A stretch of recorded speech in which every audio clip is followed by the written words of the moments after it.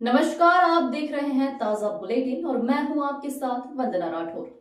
नई दिल्ली के पंजाबी बाग स्टेडियम में एकल भारत लोक शिक्षा परिषद के रजत जयंती वर्ष पर आयोजित एकल श्री राम कथा के 8वें दिन भाई श्री रमेश भाई ओझा ने भगवान राम सीता विवाह प्रसंग का भावपूर्ण वर्णन किया। उन्होंने कहा कि भारतीय संस्कृति में पति पत्नी एक ही आत्मा होते हैं जो एक दूसरे के पूरक हैं। कथा व्यास ने शिव धनुष भंग, सीता स्वयंवर और राम विवाह के प्रसंगों को सजीव रूप से प्रस्तुत कर श्रद्धालुओं को भाव विभोर कर दिया। उन्होंने भगवान राम के चरित्र को जीवन में अपनाने का संदेश भी दिया। कार्यक्रम में दिल्ली विधानसभा अध्यक्ष विजेंद्र गुप्ता, सांसद योगेंद्र चंदोलिया समेत कई विशिष्ट जन उपस्थित रहे। एकल अभियान द्वारा संचालित इस आयोजन में प्रतिदिन हजारों श्रद्धालु भाग ले रहे हैं। सहस्त्र चंडी महायज्ञ, सांस्कृतिक प्रस्तुतियां, एकल स्कूल की प्रदर्शनी और अयोध्या श्री राम मंदिर की झांकी प्रमुख आकर्षण है। यह आयोजन देश भर में 1 लाख एकल विद्यालयों के माध्यम से शिक्षित, संस्कारित और स्वावलंबी भारत निर्माण की 25 वर्षों की यात्रा का प्रतीक है। कथा का सीधा प्रसारण सभी एकल विद्यालयों में किया जा रहा है। श्री राम कथा तो बहुत सुंदर हो रही है, और आप ये जाने कि हो क्यों रही है ये।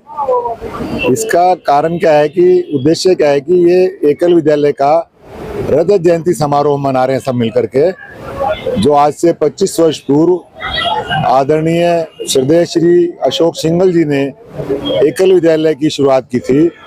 और सौभाग्य से मेरे पिताश्री जो भगवान के चरणों में विलीन हो गए हैं 4 वर्ष पहले, उनको उन्होंने सत्य मंदू जी को उसका फाउंडर प्रेसिडेंट चुना था।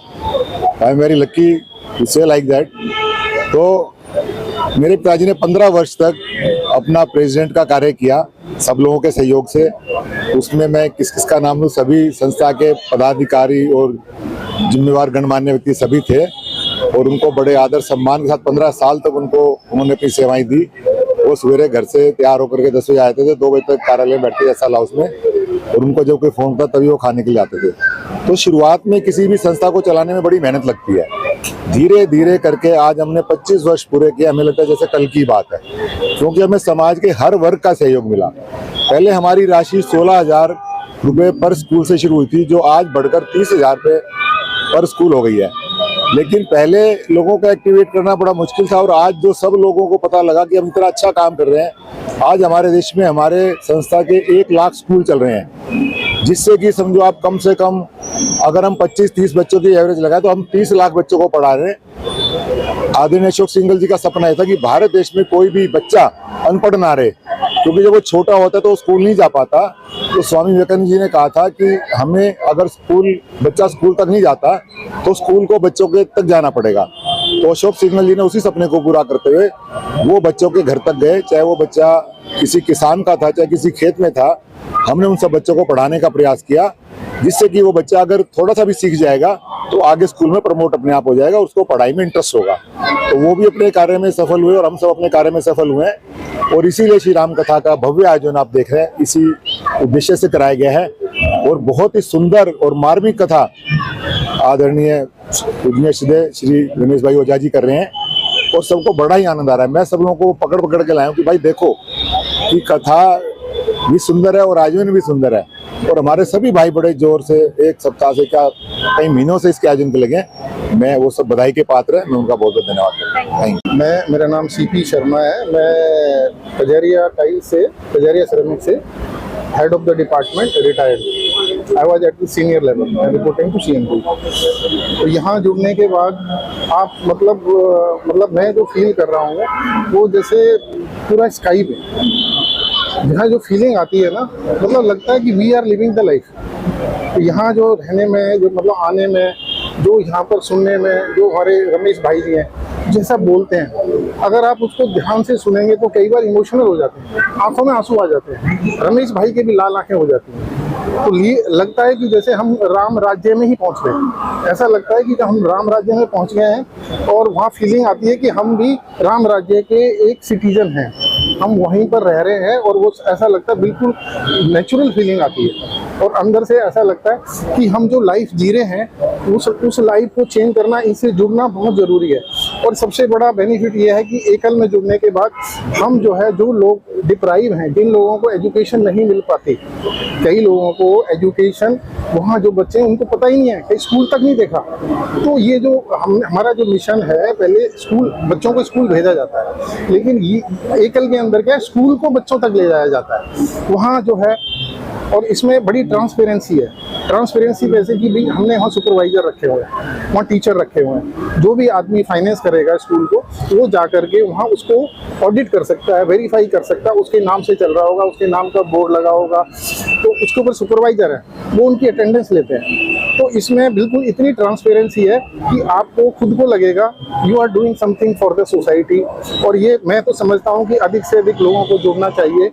और इसमें जो है आपको मानसिक संतुष्टि तो मिलती है, आपको अंदर से भी ये लगता है कि आप, क्योंकि मैं I believe in Almighty God, जो मतलब जो आपके कर्म है, कर्म को सुधारना है तो आपको अपने कर्म जो ऐसे करने हैं जो आपकी ये कैरी फॉरवर्ड होते हैं। क्योंकि आप जो भी कमा रहे हो, जो भी है, अगर वो तो सब रह के जाना है, सब यहीं पे रह जाएगा, वो कभी साथ नहीं जाएगा, वो यहीं रह जाएगा। सिर्फ जाएगा ये कर्म आपने किया।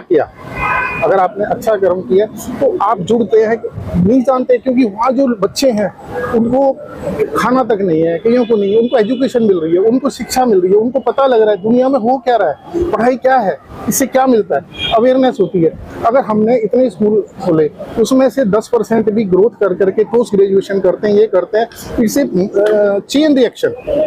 Chain reaction, it's going to from here to there, people to people. So it's, मैं यही विश करूंगा कि अधिक से अधिक लोग ज्वाइन करें। और एक तो इसमें आपको भगवान के श्री चरणों में आपको एक मौका मिलता है, और दूसरा आप जो जरूरतमंद हैं, वाकई जो जरूरतमंद हैं, उनको अपनी इच्छा से आपका धन वहाँ लगता है, तो आपका धन जो कमाते हो उसमें भी शुद्धि होती है और बरकत होती है। मैं सबसे यही करूँगा, सबसे रिक्वेस्ट है कि इसको ज्वाइन करें, अधिक से अधिक लोग ज्वाइन करें, आपको खुद आनंदित महसूस होगा। मैं तो अपने बारे में क्या बताऊं कि मतलब मेरे पास वर्ड्स नहीं है कि मैं आपको एक्सप्लेन कर पाऊं कि मैं कितना अच्छा फील कर रहा हूं। 8 दिन की कथा आज अपने अंतिम पड़ाव में है, और यहाँ पे हजारों श्रद्धालुओं का, भक्तजनों का कथा सुनने के लिए जो हुजूम उपस्थित है। और इस प्रांगण में जिस प्रकार से प्रदर्शनी लगाई गई है एकल के प्रयासों की, 1 लाख विद्यालय पूरे देश में एकल विद्यालय चल रहे हैं। इसके साथ साथ यहाँ पर यज्ञशाला है, और पुस्तकों की भी प्रदर्शनी है। ओजन के द्वारा जो रचित पुस्तकें हैं, तो अद्भुत दृश्य है, मनमोहक है। कथा पूरी तरह से आनंद दे रही है, और वही ज्ञान की गंगा बह रही है। मुझे भी इस अवसर पर यहाँ आने का अवसर मिला, अपने विचार व्यक्त करने का अवसर मिला। मैं आयोजकों का बहुत आभारी हूँ।